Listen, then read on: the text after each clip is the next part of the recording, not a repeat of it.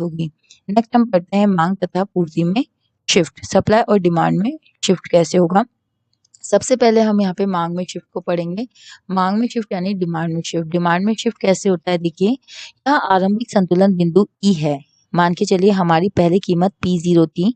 अब P0 कीमत के ऊपर हम Q0 मात्रा का क्रय करते थे। यहाँ पे डिमांड और सप्लाई एक दूसरे को काट रहे हैं। ये प्रतिच्छेद बिंदु को हमने ई नाम दिया। ये हमारी संतुलित बिंदु है। संतुलित Q0 हमारी संतुलित मात्रा है, P0 हमारी संतुलित कीमत है। इसके बाद जहां बाजार मांग वक्र D0 का मतलब है प्रारंभिक डिमांड तथा बाजार पूर्ति वक्र यानी SS0 यानी कि प्रारंभिक सप्लाई एक दूसरे को इस प्रकार प्रतिच्छेदित करते हैं, काटते हैं कि Q0 और P0 क्रमशः संतुलन मात्रा तथा कीमत को दर्शाता है। अब मान लें कि बाजार मांग वक्र पूर्ति वक्र के SS0 पर स्थिर रहने पर दाईं और DD2 पर शिफ्ट हो जाता है। अब क्या हो रहा है कि हमारी जो सप्लाई है वो तो हमारी सेम रहेगी, लेकिन हमारी इस सप्लाई के ऊपर डिमांड हमारी बढ़ जाएगी। डिमांड बढ़कर हमारे ऊपर की ओर चढ़ती है जो कि DD2 है। DD2 के ऊपर की ओर यानी कि डिमांड जैसे ही बढ़ती है तो डिमांड बढ़ने पर उसी पूर्ति के ऊपर, पूर्ति सेम रहेगी, उसी पूर्ति के ऊपर अगर डिमांड बढ़ती है तो यहाँ पे कीमत पर क्या प्रभाव होता है, कीमत बढ़ जाती है। सेम इसी तरीके से हम यहाँ पे बी में देखेंगे कि हमारी संतुलित कीमत P0 है और उस पे संतुलित मात्रा Q0 है। यहाँ पे संतुलित बिंदु हमारा E है। यहाँ पे हमारी प्रारंभिक डिमांड DD0 है जो कि अब कम हो गई। किसी भी कारणों से डिमांड हमारी अगर कम हो जाती है तो डिमांड कम हो जाने पर क्या होगा, डिमांड कम हो गई तो कीमत भी यहाँ पे कम हो जाती है। इस तरीके से हमारे पास नई कीमत आ जाएगी P1। यहाँ पे एक बात ध्यान रखने की कि यहाँ पे डिमांड में चेंज हो रहा है, सप्लाई में कोई चेंज नहीं हो रहा है। तो हमारा एक नया प्रतिच्छेद बिंदु DD1 पर जो कि नया डिमांड है हमारा, उस पे हमारे प्रारंभिक SS0 के ऊपर एक नया प्रतिच्छेद बिंदु बनता है जो कि F है। ये हमारा संतुलित मात्रा होगा जो कि संतुलित कीमत P1 नई कीमत है और संतुलित Q1 जो कि हमारी नई मात्रा है। यहाँ पे डिमांड कम हो जाती है। मान के चलिए Q0 हमारी 200 थी, अब Q1 होगी हमारी 100। ठीक है, तो डिमांड कम होते ही कीमत भी हमारी कम हो जाएगी। और एक अदृश्य हाथ, जिसे एडम स्मिथ ने कहा है कि एक अदृश्य हाथ यानी कि जो कीमत है इसमें यहाँ पे बढ़ोतरी और यहाँ पे कमी की वजह से वापिस से संतुलन की एक नई मात्रा स्थापित हो जाती है। अब आगे देखिए, कीमत पर मांगी गई मात्रा से पहले से अधिक है, इसलिए P0 कीमत पर अब बाजार में, ये सारा जो एक्सप्लेनेशन है ये मैं आपको रेखा चित्र में मांग वक्र शिफ्ट होता है। यानी कि जब डिमांड शिफ्ट होती है तो संतुलन कीमत तथा मात्रा में परिवर्तन की दिशा समान होती है। यानी जो P आपकी बढ़ेगी तो मात्रा भी आपकी बढ़ेगी और P अगर आपकी घटेगी तो सेम उसी अनुपात में मात्रा भी आपकी घट जाएगी। सेम दिशा में इनमें परिवर्तन होगा।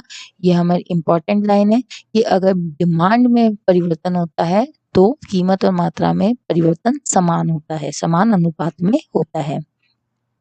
अब देखिए, हमारी जब भी डिमांड बढ़ती है या घटती है तो कुछ कारण ऐसे होते हैं जो डिमांड को प्रभावित करते हैं। पहला तो है उपभोक्ता की आय में वृद्धि। अगर उपभोक्ता के पास पैसा ज्यादा है तो वो डिमांड ज्यादा करेगा। दूसरा है उपभोक्ता की संख्या में वृद्धि। अगर हमारे पास उपभोक्ता जो पहले थे उनसे अधिक संख्या में हो गए तो जाहिर सी बात है हमारी डिमांड भी बढ़ जाएगी। आय में वृद्धि के कारण उपभोक्ता को कुछ वस्तुओं पर अधिक पैसा खर्च करना पड़ सकता है और आय में वृद्धि होने पर निम्न स्तरीय वस्तुओं को कम व्यय करेंगे।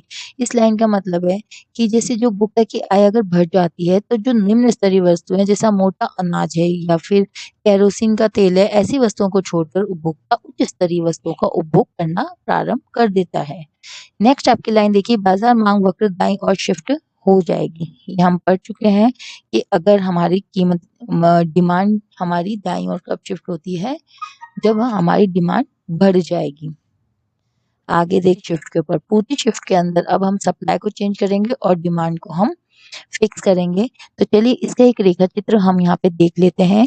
आप यहाँ पे देख सकते हैं रेखा चित्र 5.3 के अंदर कि हमने डिमांड की सिर्फ एक ही रेखा बना रखी है, यानी डिमांड यहाँ पे एक ही है, चेंज नहीं होगी। लेकिन यहाँ पे पूर्ति में शिफ्ट कर रहे हैं तो सप्लाई जो हमारी यहाँ पे चेंज होगी। ये देखिए दोनों डायग्राम में। तो हम पहले फर्स्ट डायग्राम समझ लेते हैं। यहाँ पे हमारी प्रारंभिक कीमत P0 के ऊपर हमारी क्वांटिटी यानी कि मात्रा Q0 बिकती थी और हमारा डी और एस प्रतिच्छेद कर रहा था बिंदु ई के ऊपर, यानी ये हमारी संतुलित मात्रा होती थी, ये संतुलित कीमत है। अब हम मान के चलते हैं कि सप्लाई के अंदर चेंज हो रहा है, डिमांड वही रह जाएगी, सप्लाई में चेंज हो रहा है। यहाँ पे सप्लाई इस तरफ आ जाती है। देखिए इसका मतलब है कि पूर्ति वक्र बाईं ओर शिफ्ट के कारण यह संतुलन बिंदु जी है, जैसा कि पैनल ए में दर्शाया गया है। दाईं ओर शिफ्ट के कारण यह संतुलन बिंदु एफ हो जाता है। हैं कि इस रेखा चित्र के अंदर हमारी संतुलित कीमत P0 है, जिसके अंदर हमारी Q0 मात्रा संतुलित मात्रा है और यहाँ पे बिंदु ई प्रतिच्छेद बिंदु है जो कि संतुलित कीमत को दर्शा रहा है। यहाँ पे हमारी डिमांड में कोई चेंज नहीं है, लेकिन सप्लाई में हम चेंज करते हैं। सप्लाई यहाँ पे हमारी वापस से पीछे की ओर जाती है, यानी कि कम हो जाती है।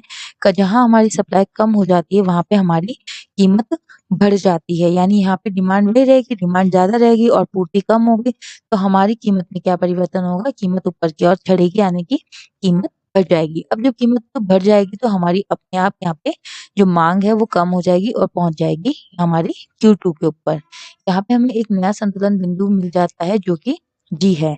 इसी तरीके से हम देखेंगे कि सेम डिमांड पे अगर हम सप्लाई को बढ़ा देते हैं, सप्लाई को हम बढ़ाते हैं तो ये सप्लाई हमारी दाईं ओर आगे की ओर बढ़ती है। तो इसी डिमांड वही रहने पर पूर्व डिमांड पे एस सप्लाई पे हमारा बिंदु ई था और सप्लाई बढ़ा देने पर हमारा बिंदु सप्लाई बढ़ गई, पूर्ति बढ़ गई, डिमांड वही है तो कीमत हमारी घट गई। यानी अब P1 कीमत के ऊपर हमारे पास नया संतुलित मात्रा है F और यहाँ पे हम Q1 मात्रा का प्रयोग करेंगे। जब भी पूर्ति वक्र शिफ्ट होता है, यहाँ पे हम पूर्ति की बात करते हैं, देखिए जब भी पूर्ति वक्र शिफ्ट होता है तो जो कीमत और मात्रा में परिवर्तन है वो कैसा होगा, विपरीत दिशा में होगा। किसी आगत की कीमत में वृद्धि होती है। मान के चलिए हमारे उत्पादन के 4 कारक होते हैं और उन चारों कारक में हम किसी भी एक आगत में कीमत में वृद्धि हो जाती है तो प्रत्येक कीमत पर बाजार पूर्ति पहले से कम हो जाएगी क्योंकि फर्म की लागत बढ़ जाएगी। तो पूर्ति वक्र वापस से बाईं ओर शिफ्ट हो जाएगा और पूर्ति वक्र बाईं ओर शिफ्ट होने के बाद वापस से कीमतें वस्तु की बढ़ जाएगी क्योंकि यहाँ डिमांड ज्यादा हो जाएगी। कीमत पर अब अधिक फर्में वस्तु की पूर्ति करेगी, पूर्ति वक्र दाईं ओर शिफ्ट हो जाएगा। यानी जब भी हम कहना चाह रहे हैं पूर्ति ज्यादा होगी तो वक्र दाईं ओर शिफ्ट होगा, पूर्ति कम होगी तो हमारा वक्र बाईं ओर शिफ्ट होगा। आप इस बात को ठीक से समझ गए हैं तो हम इनको कंबाइन में पढ़ेंगे कि मांग और पूर्ति का एक साथ शिफ्ट कैसे होता है। देखिए शिफ्ट 4 तरीके से होगा। पहला तो मांग और पूर्ति वक्र दोनों का दाईं ओर शिफ्ट होना, यानी एक बार मैं आपको यहाँ रेखा चित्र बना के दिखा देती हूँ। मांग तथा पूर्ति, ये हमारी मांग है, ये हमारी पूर्ति है। इसको हम डी से डिनोट कर लेते हैं ताकि आपको याद रहेगा। इसे हम एस से डिनोट कर देते हैं, ठीक है। दोनों का दाईं ओर शिफ्ट होना, दाईं ओर शिफ्ट होना यानी यहाँ पे पूर्ति दाईं ओर शिफ्ट हो रही है, यानी कि ये एक नई पूर्ति वक्र हमारे पास आ रहा है जिसे हम यहाँ पे नाम दे देते हैं S1। अब डी भी दाईं ओर शिफ्ट हो रहा है, यानी कि इस ओर शिफ्ट हो रहा है, तो हमारा नया डी इस वाली रेखा के ऊपर बन जाएगा। इसको हम नाम दे देते हैं D1। एक रेखा चित्र हमारा फर्स्ट पॉइंट से ये बन गया। तो पहले एस और डी पे, यानी कि इस वाली पे हमारी कीमत थी P, जो कि संतुलित पूर्व संतुलित कीमत थी जिसके ऊपर हम Q0 सप्लाई कर रहे थे। यहाँ पे हम मान के चलते हैं ये हमारा है Q0। अब इसमें हमने कहा कि डिमांड और सप्लाई दोनों बढ़ गई है, सप्लाई भी बढ़ रही है, दाईं ओर शिफ्ट हो रही है और डिमांड भी बढ़ रही है जो कि इस ओर शिफ्ट हो रही है। तो जाहिर सी बात है हमारी एक नई कीमत आ जाएगी, कीमत में परिवर्तन हो जाएगा जो कि बढ़ेगी, ये हमारा कहलाएगा P1। और यहाँ पे बढ़ी हुई कीमत के ऊपर भी डिमांड ज्यादा रहेगी तो ये हमारा हो जाएगा नया मात्रा Q1 और ये हमारा पूर्व बिंदु से हम बिंदु A नाम दे सकते हैं और ये हमारा नया बिंदु जो कि सप्लाई और डिमांड में वृद्धि की वजह से हमें प्राप्त हुआ है। नेक्स्ट है हमारा मांग तथा पूर्ति वक्र दोनों का बाईं ओर शिफ्ट होना। इसका रेखा चित्र हम इसी में समझ लेते हैं। मान के चलिए S1 नहीं होकर ये हमारा S0 था पूर्व में, जिसके ऊपर हमारी सप्लाई ये D1 ना होके 0 था, यानी पहली सप्लाई हमारी ये पॉइंट थी, इसको हम नाम दे देते हैं P0, ठीक है। अब ये कह रहा है कि दोनों बाईं ओर शिफ्ट हो गई, यानी अब हमारी पूर्ति कौन सी हो गई, S1, ये वाली हमारी पूर्ति हो गई इस S1 में और नई पूर्ति हमारी ये हो गई D1। कहाँ शिफ्ट हो रहा है, बाईं ओर। तो हम तीर के निशान को भी पलट देंगे, तीर का निशान हम कुछ इस तरीके से लगाएंगे, ठीक है, यानी कि विपरीत दिशा में, क्योंकि पूर्ति हमारी और डिमांड हमारी दोनों बाईं ओर शिफ्ट हो रहा है। इसकी वजह से क्या हो जाएगा, हमारा P1 जो नया बिंदु है वो हमारा ये वाला बन जाएगा जहाँ पे कीमत कम हो जाएगी। तीसरी स्थिति हमारी पूर्ति वक्र का बाईं ओर तथा मांग वक्र का दाईं ओर शिफ्ट होना। मान के चलिए हम एक रेखा चित्र यहाँ बना लेते हैं। ये हमारा डिमांड है, इसको हमने डिमांड बना दिया है। ये हमारी सप्लाई है, ठीक है, इसको हम सप्लाई बना देते हैं। ये हमारी संतुलन कीमत है जिसे हम P0 नाम दे देते हैं। इस P0 पे हमारे को Q0 मात्रा खरीदेंगे जो कि हमारी ये है। अब थर्ड कंडीशन हमें कह रही है कि पूर्ति वक्र का बाईं ओर, पूर्ति वक्र हमारा ये है बाईं ओर यानी इस दिशा की ओर। पूर्ति वक्र हमारा बाईं ओर, तो यहाँ पे हम एक नया पूर्ति वक्र बना देते हैं जिसे हम S1 से डिनोट कर देते हैं, ठीक है। तथा मांग वक्र का दाईं ओर, दोनों अपोजिट चल रहे हैं, मांग वक्र का दाईं ओर।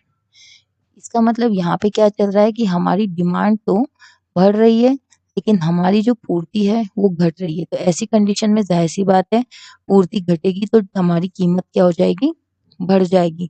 तो हमारे पास एक नया प्रतिच्छेद बिंदु प्राप्त होता है जो कि हमारा ये वाला बिंदु है। यहाँ पे हमारी कीमत बढ़ के हो जाती है P1 और इस बढ़ी हुई कीमत के ऊपर हमको एक नई मात्रा मिलती है जो कि हमारी है यहाँ से Q1।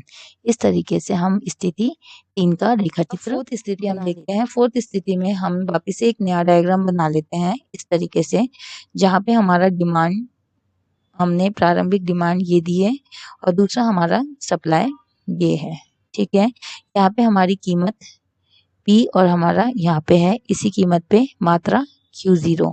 इसको हम नाम दे देते हैं Q0 और इसको हम नाम दे देते हैं P0। फोर्थ कंडीशन में कह रहा है कि पूर्ति वक्र का दाईं ओर, यानी कि पूर्ति वक्र ये है, इसका दाईं ओर इस दिशा के अंदर, यानी कि ये एक नया वक्र हमारा बनता है। ये हो गया हमारा S1 और मांग वक्र का बाईं ओर। अब हम विपरीत चलेंगे, मांग वक्र का बाईं ओर यानी इस दिशा में हमारा नया मांग वक्र बनेगा।